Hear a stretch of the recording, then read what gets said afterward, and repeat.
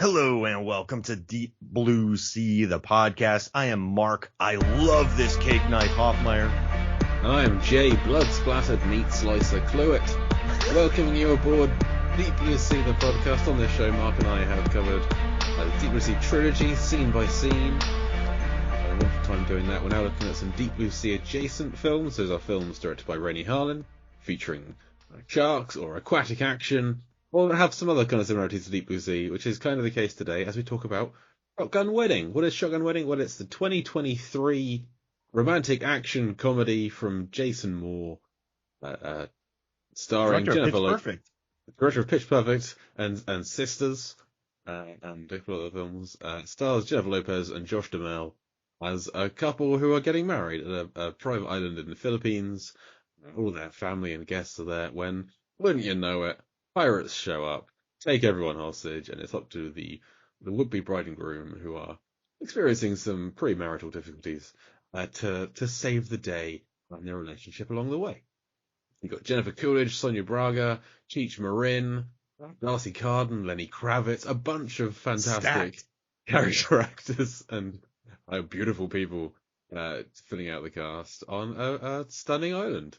And just to give you some history on what we're talking about, Shotgun Wedding, I saw this film 4 months ago, and after watching it, I was like, oh, Mark likes kitchen fights. I was sending him a note saying, hey, Mark, you should watch Shotgun Wedding. It's got a kitchen fight in it. And it's like, great. And then you watched it fairly recently, and I'm like, we should do an episode on it. I was like, okay, I don't have Amazon Prime anymore. So I have not rewatched the film in preparation for this episode. I have gone onto YouTube and watched every clip that's on there. But towards the end of this podcast, there will not be the usual deep blue analysis and placing it in the ranking, because I couldn't do that based on what I've got, what the clips available. But we're still going to talk about Shotgun Wedding, because it is still a fun film, and I've gone back to Letterboxd and increased my rating on it based on the fun I had looking at the scenes. But Mark, what did you think of Shotgun Wedding? Listen, I thought that Josh Duhamel summed it up perfectly when he wrote, it did everything we hoped it would. It was meant to be just a big fun, almost feels like a throwback action comedy romantic type thing. It was made for what movies were meant for, and it was just to have fun. And I think that's what Jason Moore did a great job of achieving here. It's a romantic comedy with action. Like that's it. And it's cheeky, and it's like J-Lo looks awesome. Like she's just an absolute beast. Like she made me want to start doing push-ups during this movie. You know, Josh Duhamel, like it was supposed to be Brian Reynolds in 2019, then it was supposed to be Armie Hammer. Yeah. Armie Hammer for some reason didn't work. Yeah. And then Josh Duhamel, Old Faithful, you know, you just bring him in, like he knows the deal. Yeah. And you have people from You're the Worst, you have people from The Endless, you have Coolidge, you have Steve Coulter who's been crushing it lately, and then you have kitchen fights, and you have helicopter explosions, and there's gonna be spoilers here, everybody. Big spoilers. So I'm gonna spoil something huge in 5, 4. Come back. I don't know, Jay. Can we type the minutes of when to come back, or like just watch it? Yeah. Nah, we're gonna spoil everything. So watch it first, or if you don't care. It is a fun film. I would say like you should. It's a recommendation. You should watch this film. So yeah. So spoil away. I'll give you this one. All right. 5, 4, 3, 2, 1. My favorite moment in this movie is during the parasailing scene, the end gunfight. You have the happy place shooting at J-Lo, and then the good place, the good place shooting at J-Lo. Yeah, and then you have Josh Duhamel and Lenny Kravitz fighting on a boat. Mm-hmm. This parasail gets let loose. Josh Duhamel uses a piece of hair, like a piece of a hair weave, a wad of custom hair. Yeah, a wad of custom hair. A loose wad of custom hair. That he pulled from his pocket that Lenny Kravitz is very grossed out by.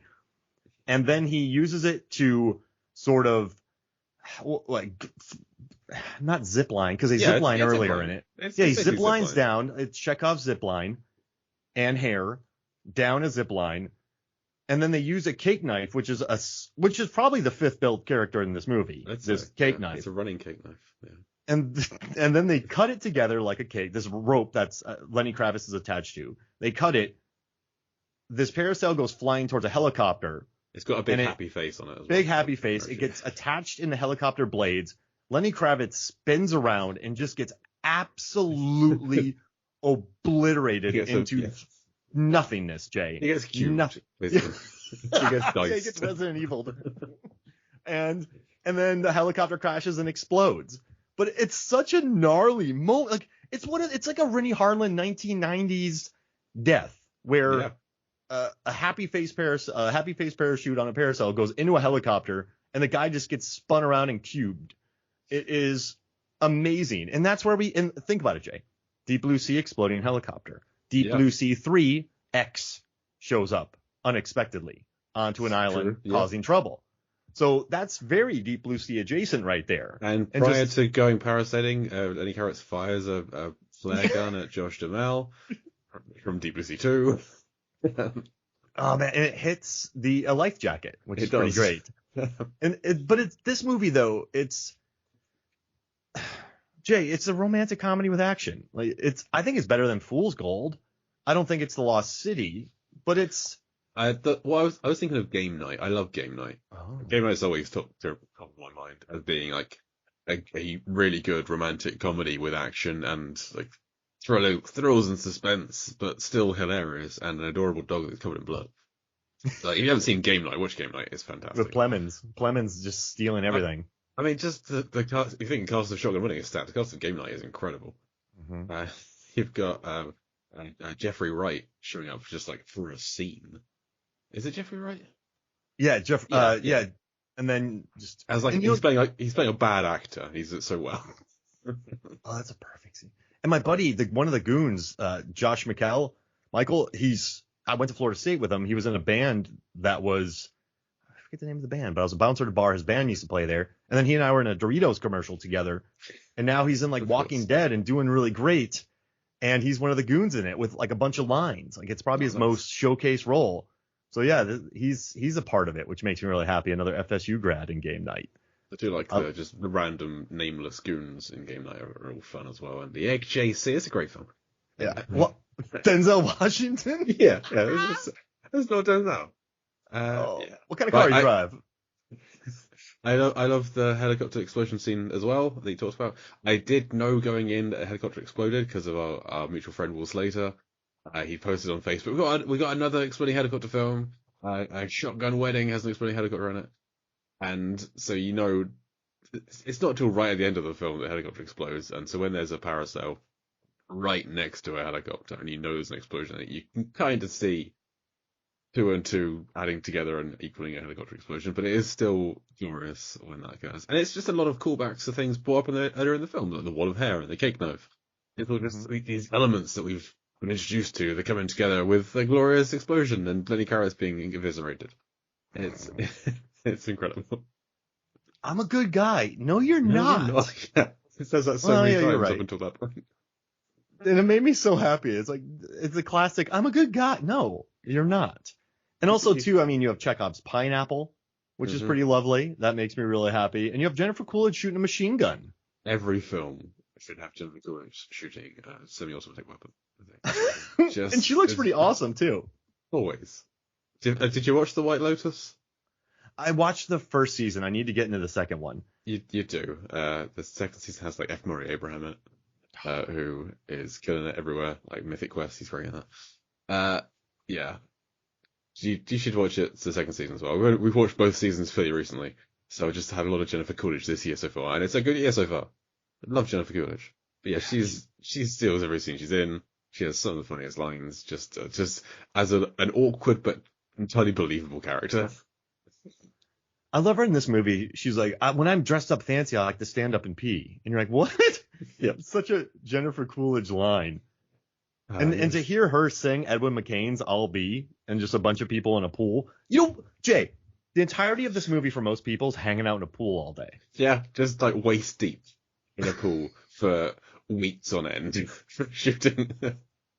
I've never heard that song before. This is the second time. Right, that's the good expression to have on your face. The other Jason Moore film that I'm familiar with is Pitch Perfect, where the first time I saw that, I'd never heard Party in the USA before. A huge song. But I've also never heard of I'll Be before. I don't know if it's an American thing or a UK thing maying, but talking to my wife, she's definitely heard Party in the USA before. So I'm just not connected to modern music, I think. Or just You didn't put your hands up and throw your head around and shake your hips around when that song came on? I did not first time around, no, when the mic song came on. When the But this mic All song came Be in on. the States was huge. And you know what? I think you're right though, Jay. I lived in Korea for a year and I missed a year's worth of pop culture. When I came back, I was like, wait, Britney Spears is popular again? I was like, wait, Lady Gaga? I'm like, who's Katy Perry? Like, I didn't know who any of those people were. I mean, I don't think I was looking too much because I was too busy sort of just enjoying life out there. But like, I think it definitely, just different country completely. You Jason don't care Mraz if was somebody popular. kissed a girl and liked it. That's none of your concern. That Hot and Cold song though, she sings the living daylights out of that thing. There's But the wedding song as well, like to tie into this because she's in a wedding. One of her songs is the wedding song. I'm Katy not. Perry? I think so. Like she's in a wedding in a video. I don't know. Maybe. Who knows? Doesn't matter. Last Friday night. So what do you think of the kitchen fight in Shotgun Wedding? The Thank reason you for I getting me back recommended there. it to you. So it's fun because here's the thing. I love that they're initially strapped together. The cake knife comes back into it. They can't cut it, so they go to this slicer that absolutely obliterates Duhamel's hand, and so Yeah. he's just blood flies everywhere. J Lo passes out, and I know that these characters have names. I know they're Darcy and Tom, but it's Josh and J Lo. Yeah, Come on. absolutely. And so she's passed out. She's And got like a blood phobia. So when she sees blood or brains, she tends to pass out, which isn't great for a. This is a rom-com with a surprisingly high body count. Yeah, it is. Yeah. Like people get blown up with grenades. They do. Just dead. A couple of people, like a couple of times. This might be the first ever zipline grenade death. Oh, I hope not. But I hope it's been in many films.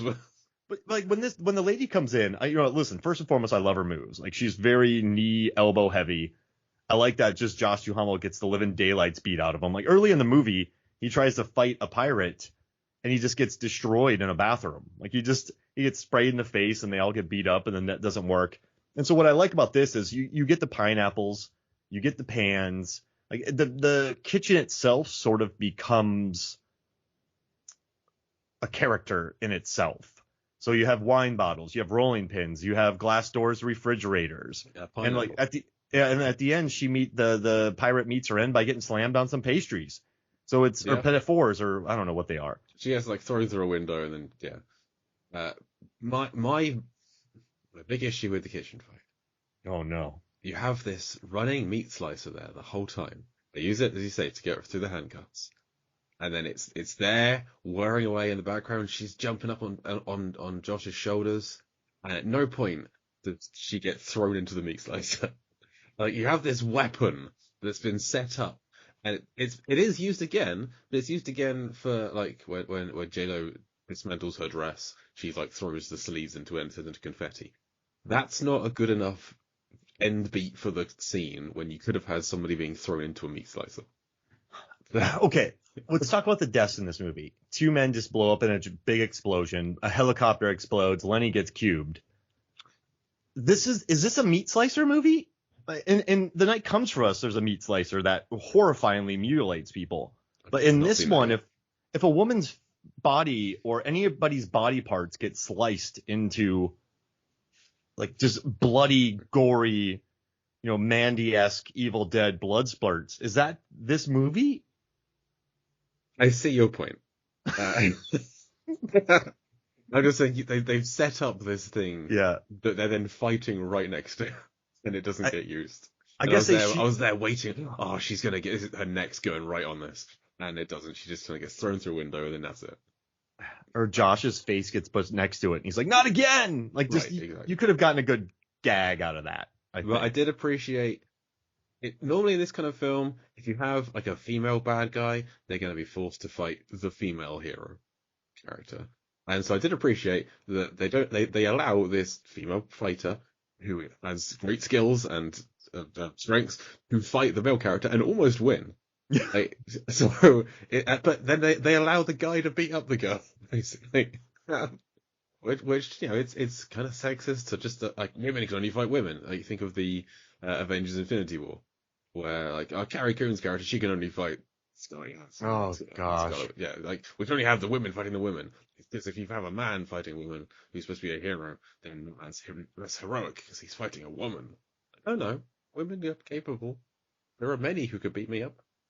Many, most probably. Sudden Death has a great man versus woman mascot fight. Okay. So, like, why not? Like, why not carry that tradition on? And this lady's a beast. Just the knees and elbows that she throws, like, it's beautiful. She just jumps on his shoulder and starts throwing elbows into his head. Ah. It's a desperate move, but it almost works. And it's lovely. And I like that they throw bottles of wines. I like that there's rolling pins. And one thing I like about Josh in this movie is he's not like he's a goober. When they're running in slow motion, he throws his jacket into J-Lo's face. Like, he's falling everywhere. Like, he's not the action hero in this movie. And it's a little refreshing. Like, I don't think he ever becomes the action hero. No, I think this is J-Lo's movie far more than it's his. She is the main. Like, he gets captured towards the end, and she doesn't. Well, she does eventually, but she's like comes in to save the day. Doesn't really work.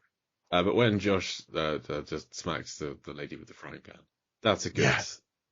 And then she just screams in rage, being hit with a frying pan. And do it though, like, bring in kitchen equipment. And also too, I love that J-Lo had 28 versions of her dress. That makes me really happy. She's just cutting it up throughout the movie. It made me think of Ready or Not. Exactly. Yeah. Exactly. Sam Weaving would have killed the living crap out of these people though. Or if this was Aaron from Your Next, Jay, she has a great kitchen fight. Hell yeah. Oh, she does with the blender blades. Yeah. And the fact that she turns it on, the blender. Yeah. There is a brief kitchen fight in Ready or Not, but it's not long enough. You can barely count it. It's like her against the butler for a very short amount of time. She just kind of screams like a banshee, then she runs out of the room. But this is a full-on kitchen. And listen, I like this kitchen, Jay. Mm-hmm. I watched the kitchen. I watched what was in the background of it. I saw the ingredients, the cutlery, the fridges. I was like, this is a good production design kitchen. I really like how they set this kitchen up. That's all I want to say. Yeah, me too. Put that out there in the world. It looks good. It's a good kitchen. It's organic. It's the kind of, you would have this kind of facility at a wedding. They'd be bearing the petit fours. Yeah. And they eat the food too. They're hungry, so they're actually eating the food in the kitchen, which is rare in kitchen fights. It is, yeah. But, I mean, Deep Blue Sea, no food gets eaten in that scene. No bird gets eaten, I guess, but it's not food. Like the Raid 2, no one. Oh, the bird does get eaten. The protagonist eating food. Like, I know it happens in Icebreaker. In Tenet, I know he asks for hot sauce, but he doesn't eat anything. Sudden Death, no eating. At least they get a time to scarf down. Yeah. I can't think of anyone eating in a kitchen fight either. Yeah. J-Lo needs her carbs, man, and her protein. Yeah, it's not just Pilates. No, she's a beast, dude. She's what, 50 years old? Yeah, she's in her like mid-50s at this point, I think. And then Duhamel's 50 too. Yeah, so, there's a very small age gap between him and Jennifer Coolidge playing his mother. Oh my god, I didn't even think about that. So are they okay? So he's 40 in the movie, because they said a 40-year-old getting like, you're a 40-year-old who got kicked out of the minors. Yeah, the minors baseball. Yeah.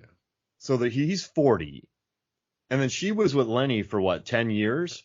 That makes more sense, because if you're like, these are first-time married people at 53, it's fine. But like, yeah, this falls apart if their actual ages. Yeah, because like Lenny Kravitz is, wait, that can't be right. 74, 84, 94, 12. Yeah, he's 59? Lenny Kravitz is 59. That can't be right. No. Hang on. Get out of here. I'm trying to do maths while podcasting. That's not. He's 58. He's 58. Yep, there we go. Oh my god. And Zoe Kravitz is 34? What's happening? Yeah, okay. And so Jennifer Coolidge is. And I'm not saying this is old. I'm just surprised. Like, these people all look wildly svelte. Yeah, Jennifer Coolidge is 61, and Josh Duhamel is 50. So he's 40 in the movie. So she was 21. So kind of when she had him. That works. Yeah. I really like Larry, her husband. Oh yeah, He's been crushing it. He's great. Can I tell you something, Jay? That's pretentious. Go for it. I've worked with him multiple times. I worked with him on Jane Mansfield's Car. He was a cop. Hunger Games, he was one of the guys looking at the screens. Like, he does a lot of work in Atlanta. He was just in She-Hulk, crushing it. I like She-Hulk. Like, yeah. if you look at his IMDb, he's a long-time character actor who's kind of now starting to get bigger and bigger roles. Like, he was in the Insidious movies. He was in the Conjuring movies. He's in We Have a Ghost this year. We Have a Ooh. Ghost with what's his name from The Thing? It's from the Stranger Things guy. Yeah, David Harbour. That's the one. I'm tired. But you know what I love about Hit Steve, though, is like he's been working for so long. But I dig now that he's starting to get bigger and just bigger roles. Like, this is a fun role that he has in Shotgun Wedding. Like, he's actually stealing scenes. And he's in The Hunt, which I think he's really good in. Like, he's just a guy that, he's just been putting in work. But yeah, he was in Jane Mansfield's Car. He was a cop. With you. You were in that film. I just remember him coming on there. I just used to see him in everything. Oh, Odd Life of Timothy Green. I was an extra on that, and I saw him there. It's like he has all these small roles, and then he finally is now kind of getting. He's not number 20 on the call sheet anymore. He's number 8. Yeah. On the call sheet, Working which is kind of nice. Yeah. Working actor. Doing a great job. What's your favorite moment of the kitchen fight, Jay? I think it's the frying pan, the smack of the frying pan. It's just such a, it's got a great like dung noise to it, but then it's that coupled with her scream of rage at being hit with a frying pan. I mean, it's fair. It's really fair. And how would you count down? You and I have our wrists strapped together. You don't start at 10. You don't start at 10. You don't count to 4. But yeah, it's 5 or it's 3. I think we normally do like a 3-2-1 before recording. So yeah, I'd say from 3. But how do you do a 3-2-1? Do you go 3-2-1 go, which is essentially 4, or do you 3-2-1? I do 3-2-1 go. Yeah. So it's 4 seconds. Yeah, 3 to 2, 2 to Sorry. 1. Well, no, it's 3 seconds because it's 3 to 2, 2 to 1, 1 to 0. So that's 3. That's 3, 2, 1, go. That works better. Okay. Yeah. But you never start at 10, Jay. This Never isn't start at a 10, moon. never go to 4. Yeah. We're not on a rocket. So I liked the pirate mask in this film. One of them is just like Coke can tabs all like stuck together, and I just like to imagine like a pirate sat at home being drunk like 75 cans of Coke, just like sticking all these little things to a mask. And then he's the guy who gets his head burned because he has the hairspray burn and then they set fire to it on the golf cart. So that's a nice like, almost Rennie Harlin death, where it's like it's a few steps involved getting to it with the hairspray and then the cigarette. Oh yeah, that's true. And the hairspray comes back multiple times. Yeah, one step. But okay, so when you first watched this, you gave it a 1.5, 2 stars. Yeah, I gave it 1.5. I've now bumped up to 2.5. Because, like, I guess some people would complain that this movie's not trying to do anything new, but I also think it knows what it is. So yeah, this is on a list of films that suffered from who I watched it with. Because we watched this film because my in-laws were staying over, and there's a kind of narrow region of films that they will watch. Like my father-in-law will basically only watch a film with a helicopter in it. That's his stipulation, is there must be a helicopter. I was like, well, I know that this film has a helicopter, so we put this one on. And it just kind of, it satisfied everyone a little bit, but at the end of the film, we watched it, and without even asking his opinion, he was like, well, that was terrible. And then he just went to bed. And that was the only discussion we had. So I was like, okay, this has marred my experience a little bit. But just revisiting it a little bit more today, I regret my initial rash decision of the 1.5, because there is a lot of fun to be had here. That sounds really stressful, Jay. I mean, that's when I first saw the first Guardians of the Galaxy. I saw it in cinema, loved it. Second time I watched it with my in-laws, they didn't like it, and I just like, yeah, this film actually wasn't that good. I did a 180 on my opinion, and then I watched it since. I was like, no, this film is great. That's stupid. So there's a bunch of films that I've watched with them that I just haven't liked. I need to stop watching films with them.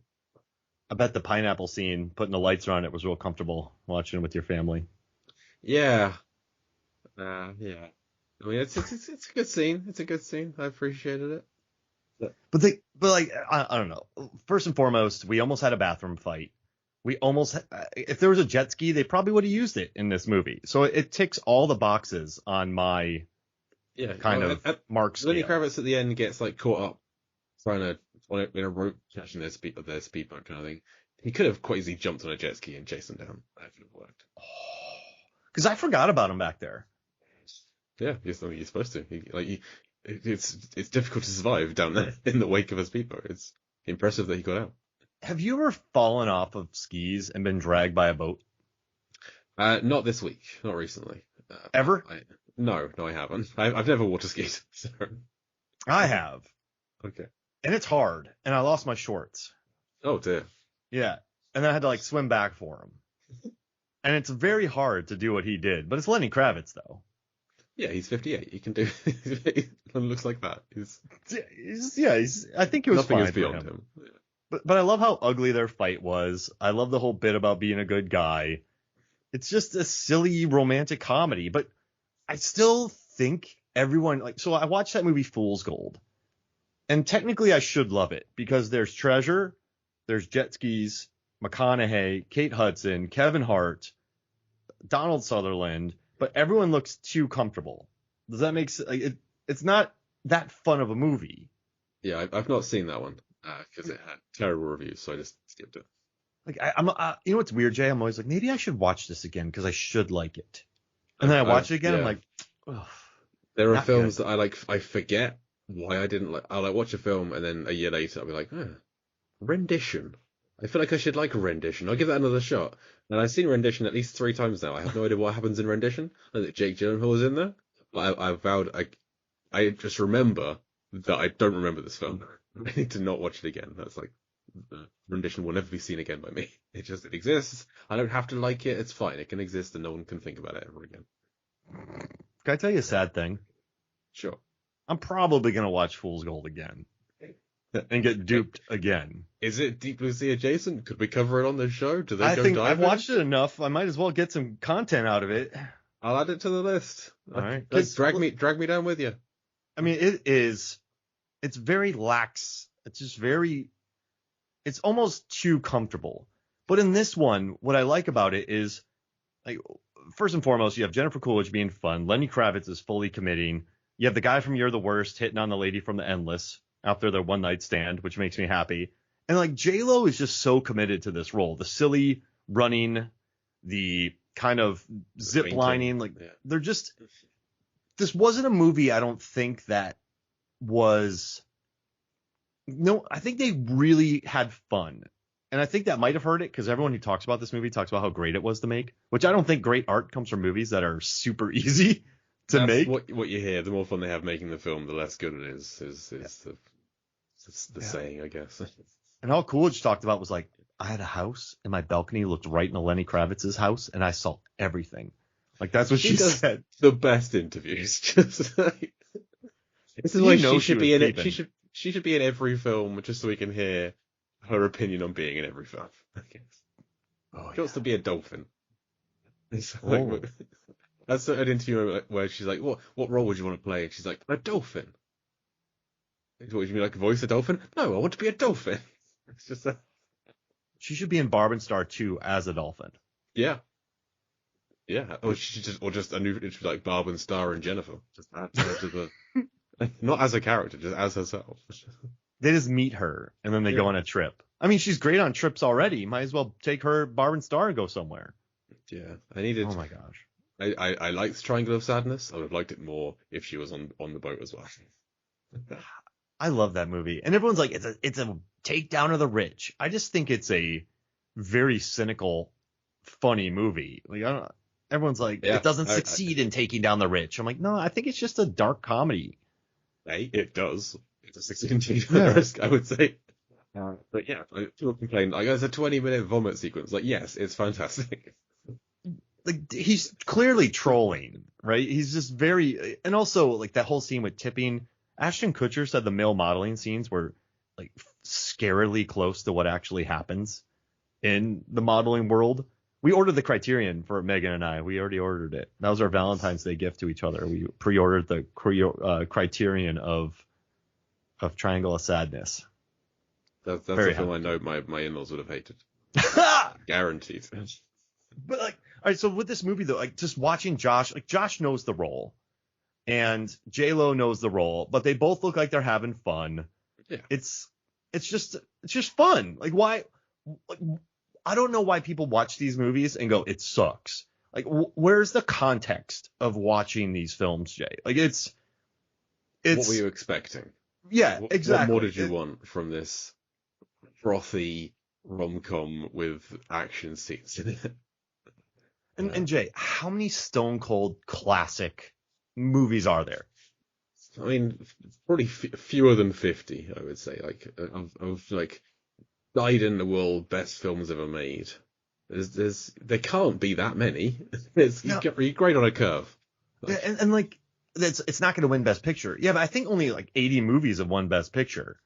So 95, I think. 95 movies have won Best Picture. You know how many movies have come out in that time? Like we're talking than that, significantly more than that. Exactly. And so it's not going to win Best Picture. Yeah, but like what does? Well, let's look at some of the films that have won Best Picture. This is better than some of them. Amadeus. Come on. It's lovely. I'll take Shotgun Wedding over Chariots of Fire any day. When people just go, yeah, it doesn't reinvent the wheel. Like what has reinvented the wheel? Like what has there ever? The wheel still has been around forever. Like nothing's like, so all these people like, it didn't do this, but you should look at it as exactly what it is. A movie called Shotgun Wedding is a COVID movie. It lost its star because of cannibalistic rumors and all this weird stuff. Brought in Josh Duhamel. He and J-Lo are totally fine together. It subverts the genre a little bit because you have a groomzilla, and why? Blowing lights to pineapples. You got Sonia Braga's swimming in a swimming pool. Singing in a swimming pool. Cheech Marin is in it. What would like? It's a fun film. Yeah, we used Etsy for our wedding, my wife and I. Like we did a bunch of our own decorations to cut costs. Same. And so brownie. I made 1,000 origami cranes. Exactly. So this is just a fun wedding movie, man. Like okay, Jay, on a scale of like what this is, out of 5, not just like regular movies, what would you give it? Just ranking it on the scale of like fun action rom-coms. Yeah. I'd say it's at least 3.5 to 4, that kind of region. Yeah, exactly. It's not up to a game night as we talked about. I haven't seen. What the ones did you mention earlier? You said Fool's Gold. The Lost City. Like that's funny. Oh, The Lost City. I would say it's about on a par with The Lost City. Yeah. I mean, that probably has the Brad Pitt stuff is like excellent in that, and the Daniel Radcliffe cheese stuff is great. So that has like more, like that has higher highs, but this has more stuff above the average line. If that makes sense. Absolutely. This is just it's very successful. It knows what it is. It has very talented performers, like a wonderful bench, great pool work, great kitchen fights. Just have fun with this movie. And she almost shoots her sister, just accidentally. Yeah. Almost killed her sister. And then she's like, I'm very good at ignoring people. That was a pretty good burn right there. That made me happy. But I like seeing Edgar from You're the Worst. Did you ever watch that? No, I don't know what You're the Worst is. It is one of the most cynical television shows I've ever watched in my life. But it's just absolutely, I love it. Like, I think it's pretty amazing. Added that to my list. And Desmond Borges, who plays Ricky Silver, is in it. And he's just an absolute delight. But I liked him and Callie Hernandez. She's just like, I'm really good at ignoring people. And she's from La La Land and The Endless.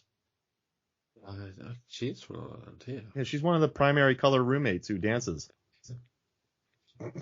That's actually because don't they go out wearing yellow and red? Yeah, like, everyone has a color. Yeah. Blue. Or I could just call them roommates, whatever.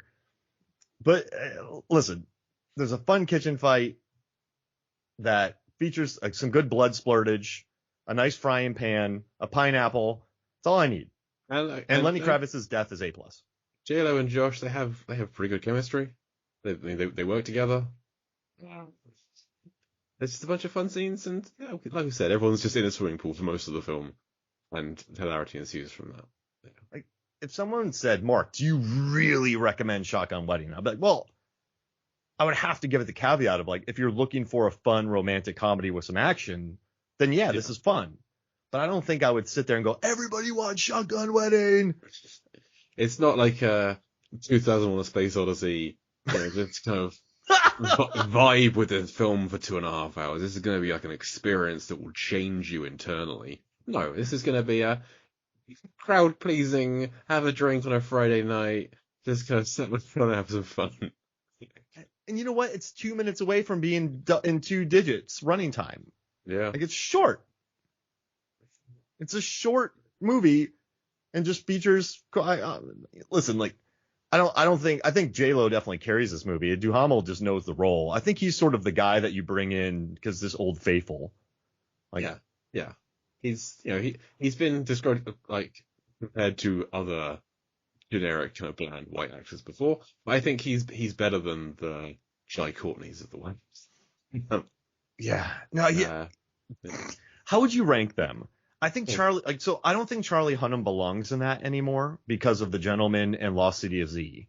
Yeah, I'm trying to think who else was on that list because there's 2 lists. Cause there's Ed a list Skrein. Of yeah. But he did that boy band song thing recently, and he showed some range there. And he's the bad guy from Deadpool, where he's billed as British villain or something. He's aware of who he is. I mean, just there's 2 of those lists. There's a list of kind of the bland white guys who just cropped up, and then there's the teen, the young adult adaptation leads of like the Miles Teller, Ansel Elgort, the ones who have like unusual names. Who else is on that list? But yeah, I can't. I just know that I hated Jai Courtney for a long time because he was terrible in terrible films. That was all I could think. I did like him in a movie called Buffaloed with Zoe Deutsch. But I haven't seen that yet. But that's just because I like Zoe Deutsch. Like, I think she is. Zoe Deutsch too. She's wonderful. Yeah, I just think. Oh wow, Scott Mendelson said, "Fair or not, Armie Hammer is expendable, talent notwithstanding." He's also a classic example of the kind of generic handsome white guy that Hollywood spent the last 20 years trying to turn into the next Tom Cruise, and now only to wonder why there have no new movie stars. That's what Scott Mendelson wrote. He doesn't put his punches to Scott. I've podcasted with him before. Yeah, the commentaries. I try to get him laughing because I'm like, ha.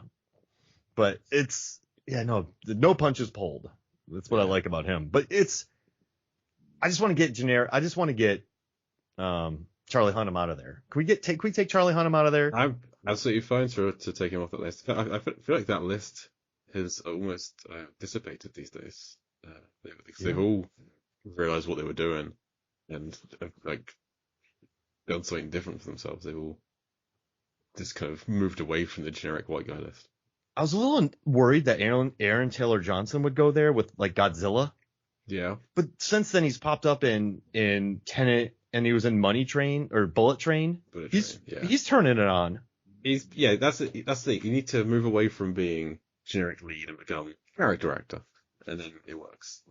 Look at Colin Farrell character actor. Absolutely. He's like one of the most attractive men ever to be on film, and then he's a phenomenal character actor.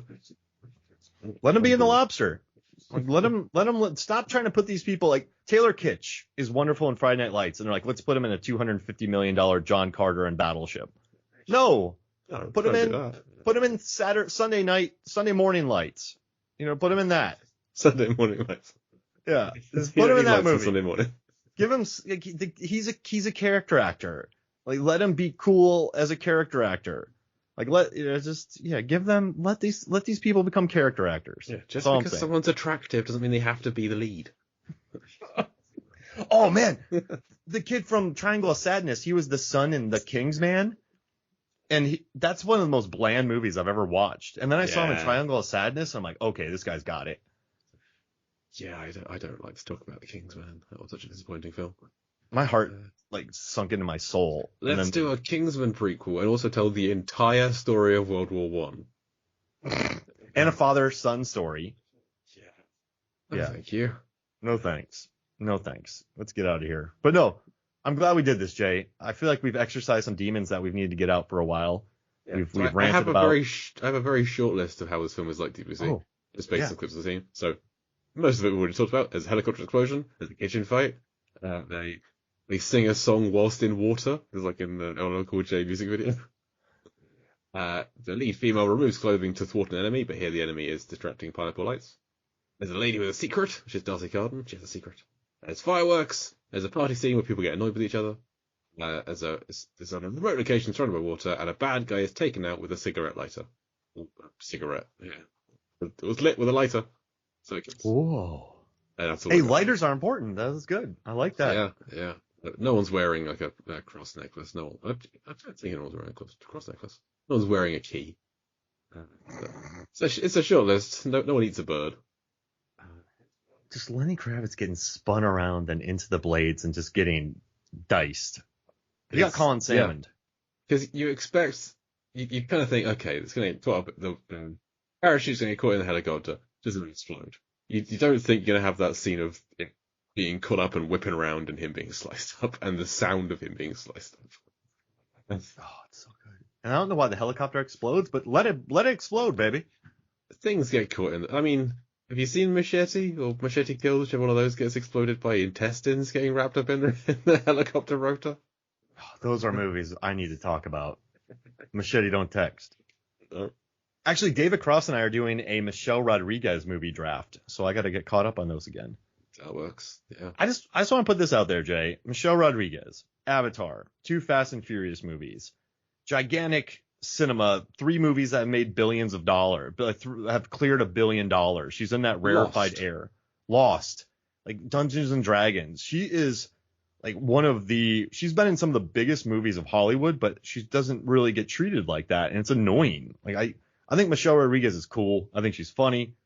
I mean, she comes back from the dead a lot. Who cares? But it's, I don't know, just give Michelle Rodriguez. That's true, she does. Give her more props. She's in SWAT. I love SWAT. With LL Cool J. She's great. Yeah. Lead man, Farrell. You know who else? I'm going to say it right now. I saw Renner in that movie. And I'd only recognized him from National Lampoon's Senior Trip. And I remember watching Renner. Watching Renner in that scene, and I remember thinking to myself, this dude's a star in SWAT, and then he became a star and he blew up. He did. So I just want to tell everyone I called it. Well done, Mark. Do You're I a sound like I need that recognition? I'm doing okay, everybody. I don't just set myself up for a compliment. I just want to let everyone know. Well, and she's in Blue Crush, which we will cover on here at some point eventually. Yeah, I love Blue Crush. That's a good movie. It is. I haven't seen it. I don't know. I can't say. I don't know if it's a good on the movie, list. but it features a good POD on the soundtrack, so that's nice. It's not Pod. Puddle of Dud. Oh, Puddle of Mud, man. Oh, everything's so perfect. It just sounds like someone whining for 4 minutes. I'm glad we're past that. Early 2000s music. Man, big jeans. Ugh. So what have you got to plug, Mark? What have you got to promote? What do I have to plug? Let's see. I did 5 minutes of the Speed podcast. I'm doing a cocktail episode. Deep Blue Sea the podcast. Jay, we were just number 20 or 17 in Great Britain. So thank you everyone for listening. Thank you for we were number 1 in Uzbekistan, so thank you for doing that. I have new fandom videos coming out, so if you go to fandom, buy the numbers. I think I have a Best Chris episode coming out. I'm writing a Fast and Furious one now. Yeah, that's it. Nice. No, Con Air the podcast. Con Air the podcast. Yeah, and you're also on. What you're recording this is your week of When Harry Met Sally. Oh yeah, When Harry Met Sally, which I've been on as well, and I will be on again, and then the next one, Die Hard 2. Good. And you can like Life vs. Film is my writing, and once a month on the Lambcast doing Lampardy movie trivia. Like that. Yeah. Fun times. Great. Well, this has been Shotgun Wedding, the film no one expected us to talk about, but here we are talking about it anyway. For like an hour. Way more longer than we thought we would. This is a mini episode. So, for Shotgun Wedding, I've been Jake Lewitt. And I'm Mark Hoffmeyer. We'll deeply see you again soon. We almost did the Sigh. Con Air outro. Oh, I know. Steve Lucia.